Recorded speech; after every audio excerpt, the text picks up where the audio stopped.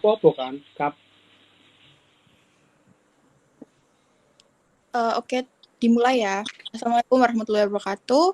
Di sini kami akan mempresentasikan dan juga sharing-sharing tentang pengalaman dari Sabda Panggale selaku Ketua SEMA di UISI tahun 2020-2021 bersama saya, Husnia Pratama Putri, dan dua rekan saya, Elian Lesmana dan juga Widya Restuvianti. Mungkin langsung saja ya Mas Galeh untuk sharing-sharing tentang pengalamannya selama jadi pemimpin atau ketua SEMA di UISI. Yang pertama-tama, gimana sih pengalamannya Mas Galeh selama jadi ketua SEMA itu? Intinya tuh suka dukanya tuh kayak gimana? Kayak itu bisa di sharing nggak? Oke, baik. Terima kasih untuk waktunya. Untuk pengalaman di SEMA tahun ini cukup menakjubkan sih menurut saya. Karena kan untuk SEMA tahun ini kan tidak semuanya anak yang maju ke SEMA itu memang murni pilihan dari hati. Lah, jadi tugas saya di sini sebagai ketua SEMA dari awal sampai akhir kepengurusan seperti ini lebih ke condong ke sifat kekeluargaan. Jadi saya memfokuskan diri untuk merekatkan anggota-anggota saya terlebih dahulu seperti itu.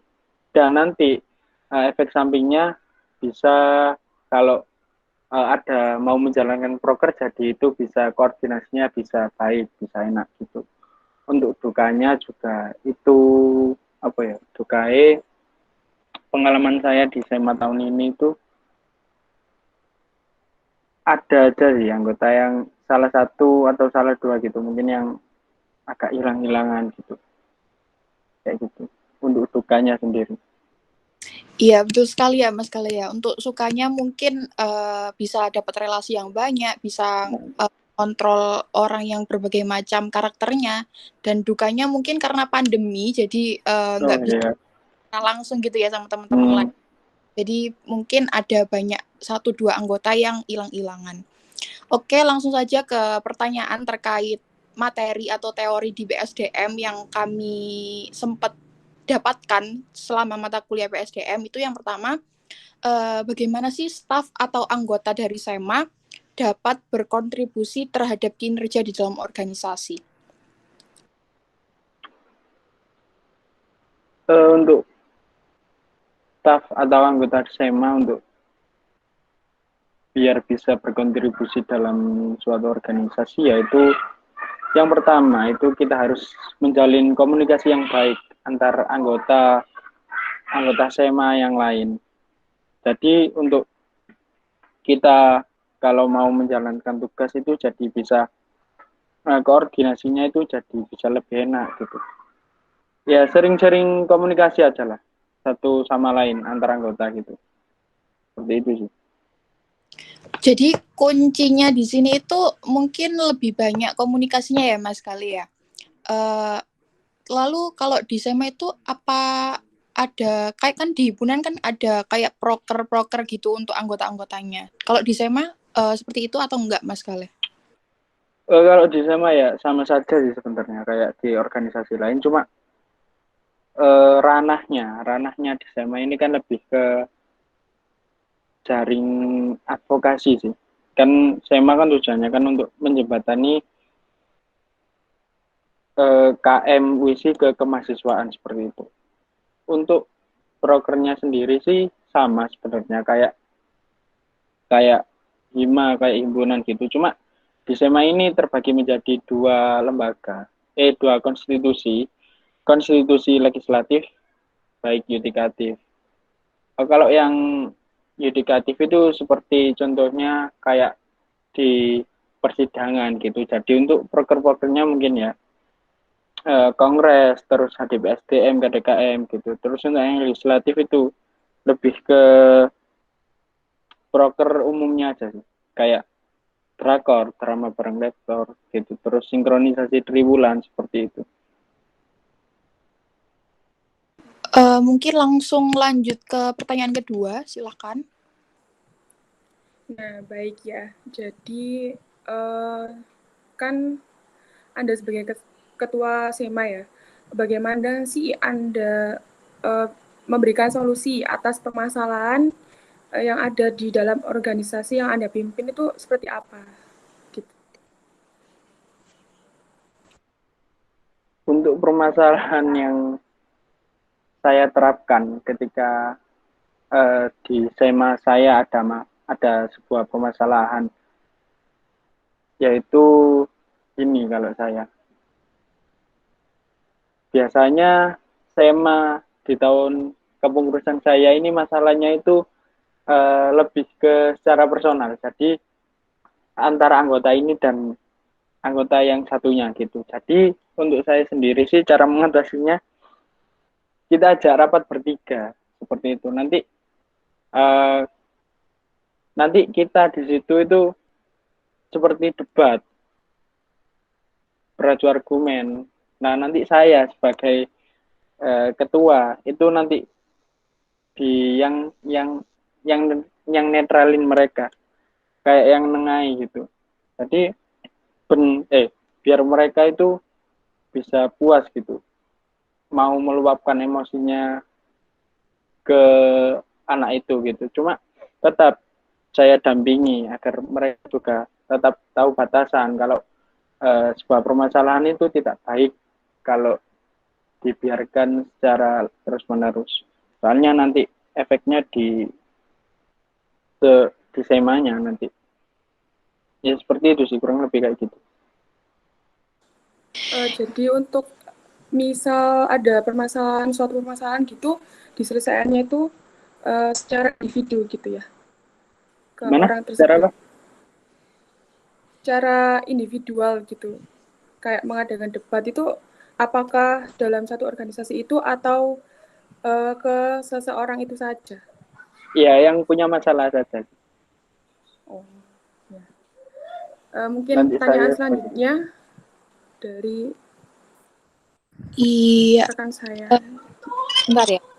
Mungkin yang bisa kami tangkap di sini tuh dari jawabannya Mas Gale itu mungkin dari sisi anggota ya Mas ya, dari sisi anggota yang dengan anggota yang ya. Jadi Mas Gale di sini sebagai penengah dan juga sekaligus solusi atas permasalahan tersebut. Ya. Mungkin dari teman-teman saya, silakan untuk ya. Mungkin selanjutnya saya akan mau bertanya kepada Mas Gale. Tadi kan sudah membahas tentang solusi jika terjadi permasalahan di suatu SEMA itu sendiri. Pertanyaan dari saya selanjutnya yaitu bagaimana Mas Gale sendiri itu menetapkan struktur organisasi untuk setiap anggota SEMA yang dipimpin. Misalnya nih, strukturnya itu sesuai dengan kemampuan dan keinginan untuk anggotanya sendiri atau bagaimana Mas Gale menentukan strukturnya itu? Iya, mungkin sebelum dijawab sama Mas Gale, mungkin lebih saya perjelas ya pertanyaannya di sini. Itu mungkin saat awal kepemimpinannya Mas membentuk strukturnya itu kayak gimana gitu sih Mas? Untuk masalah pembagian struktur itu di awal kepengurusan itu sudah saya rapatkan dengan teman-teman SEMA. Jadi itu saya menetapkan mereka di komisinya masing-masing itu juga agak mikir. Jadi melihat dulu sih anaknya itu seperti apa, nanti enaknya itu ditetapkan di komisi seperti apa gitu. Contohnya itu kayak anggota saya yang bernama Ahmad Nurul Laik, itu anaknya itu kan ikut organisasi eksternal. Lah dia itu kayak soal persidangan gitu ya mumpuni. Akhirnya saya taruh di yudikatif seperti itu. Jadi saya lebih harus mengenal satu persatu anggota saya dulu. Nanti saya bisa naruh mereka di komisi yang tepat. Seperti itu.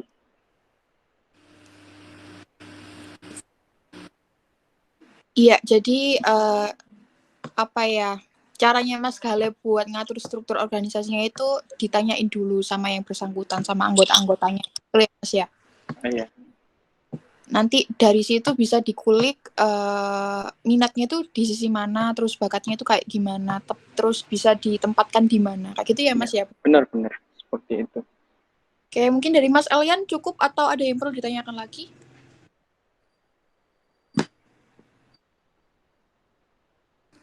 Kalau dari saya sih mungkin cukup itu saja sih Mbak, sudah cukup jelas.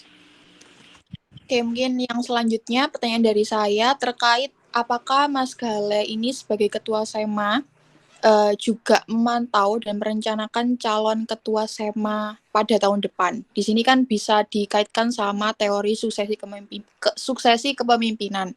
Jadi mungkin saya jelaskan sedikit terkait suksesi kepemimpinan itu apa ya, kayak rencana untuk mencalonkan anggota-anggota yang dianggap terbaik untuk kedepannya, untuk organisasi kedepannya. Apa Mas Gale juga memikirkan hal tersebut atau tidak? Untuk masalah seperti itu sih, saya di tengah kepengurusan itu sudah terpikirkan untuk siapa sih nanti delegasi anggota SEMA yang biar regenerasi SEMA ini biar berkelanjutan seperti itu. Tepatnya saya kan otomatis mandang ke staf ahli saya di SI 7-nya. Ya alhamdulillah untuk tema kepengurusan tahun saya ini memikirkan akan hal tersebut, dan untuk tahun ini anggota SEMA ketua SEMA untuk periode tahun 2021-2022 terpilih terpilih anak SEMA yang menjadi staf ahli. Seperti itu. Berarti didikannya Mas Gale ini cukup besar ya untuk untuk anak-anaknya, untuk anggotanya yang dulu pada periodenya Mas Gale ini bisa maju ke SEMA tahun ini. Betul ya Mas Gale ya? Iya sih, cuma di sisi lain memang anaknya juga ada trigger buat ingin maju ke SEMA seperti itu. Kalau saya yang nyuruh sendiri nanti takutnya malah nggak sreg sama hatinya, nanti malah takut kacau di kepemimpinannya. Ya, jadi bener banget teman-teman. Jadi suksesi kepemimpinan itu nggak boleh dipaksakan dari pemimpin yang terdahulu, tapi juga ada kemauan dari diri si calon pemimpin ini kayak gitu. Dan juga ada bakat dan juga bisa memiliki jiwa kepemimpinan yang dirasa mumpuni untuk menjalankan atau untuk memimpin suatu organisasi. Silakan dilanjut sama teman saya untuk pertanyaan selanjutnya.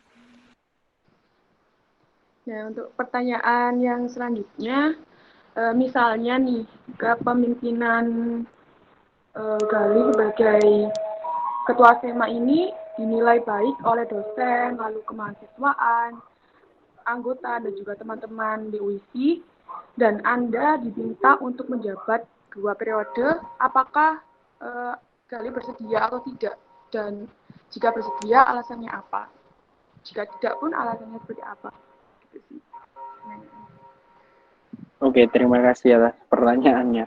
Ya mungkin kalau saya personal sih tidak ya. Soalnya niat saya di perkuliahan ini tidak melulu tentang organisasi. Soalnya organisasi ini kan menurut saya bonus saja sih, bonus pengalaman seperti itu. Tidak, kalau saya tidak setuju meskipun saya sudah dinilai baik sama kemahasiswaan, sama dosen, baik maupun sama KM, tetap saya tidak setuju untuk 2 periode karena saya orangnya nggak suka itu sih, sesuatu yang bertele-tele seperti itu. Kalau sudah ya sudah gitu. Nanti saya bisa fokus ke hal lain seperti itu.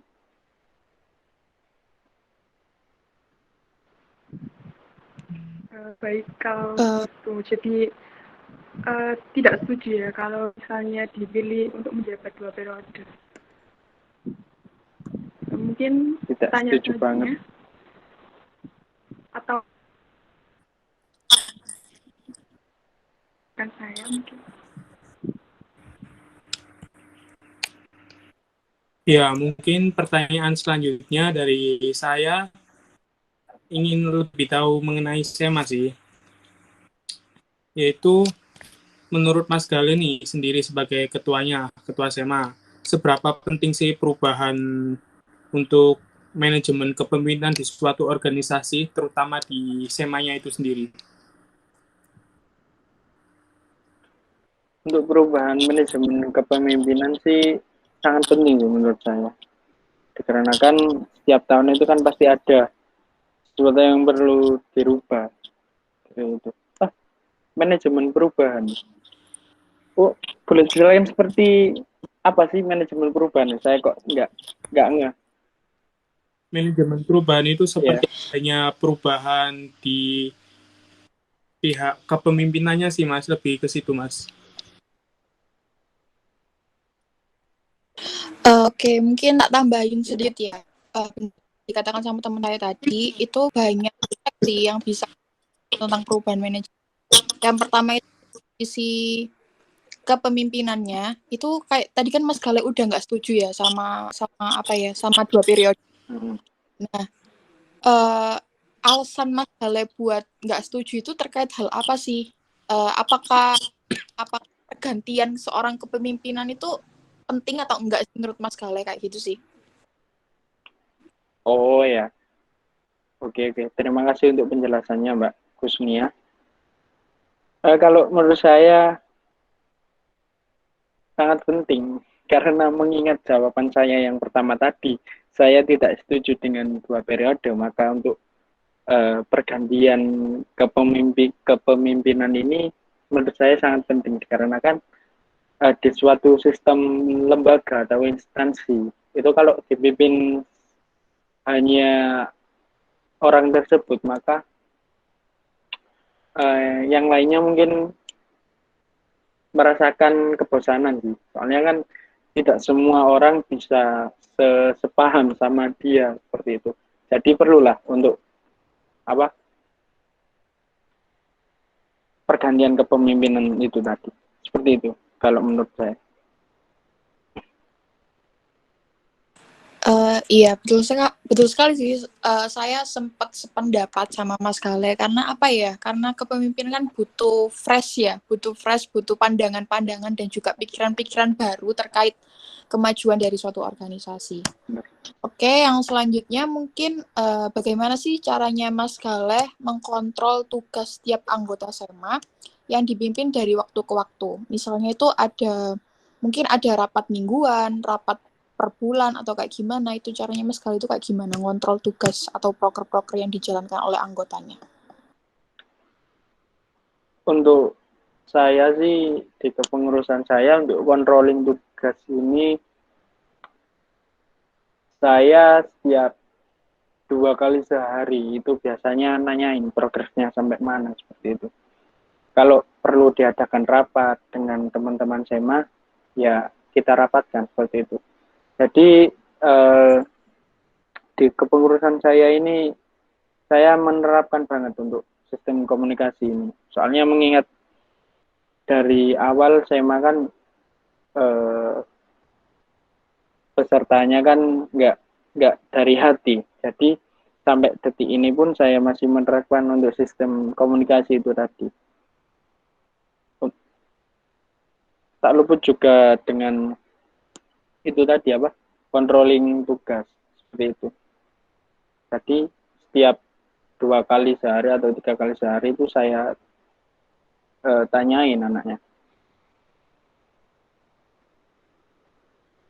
Iya, benar. Jadi mungkin 1 hari 2 kali gitu, Mas, atau 2 hari sekali gitu. 2 hari sekali sih untuk nanyain Iya. progresnya. Iya, bener sih. Mungkin dari Mas Galenya dulu ya yang tanya progresnya itu kayak gimana. Nanti kalau mungkin ada permasalahan atau yang perlu dibahas sama anggota SMA yang lain baru bisa diadakan rapat gitu ya, Mas ya? Benar sekali. Ya. Mungkin bisa dilanjut sama teman saya.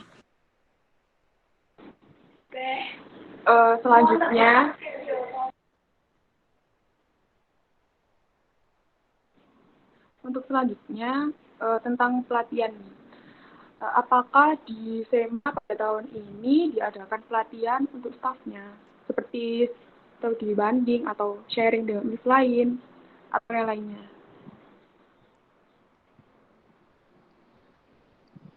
untuk pelatihan di SMA tahun ini sih tidak sampai ke kayak studi banding dengan kampus lain gitu.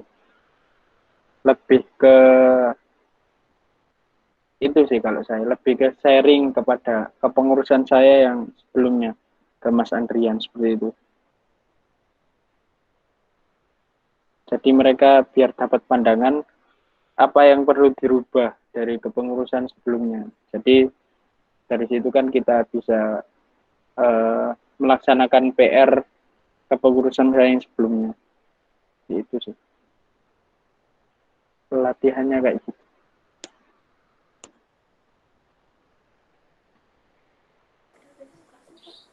Berarti hanya pada untuk mengevaluasi gitu ya Oh dari iya, lebih tepatnya seperti itu. kepengurusan yang sebelum-sebelumnya.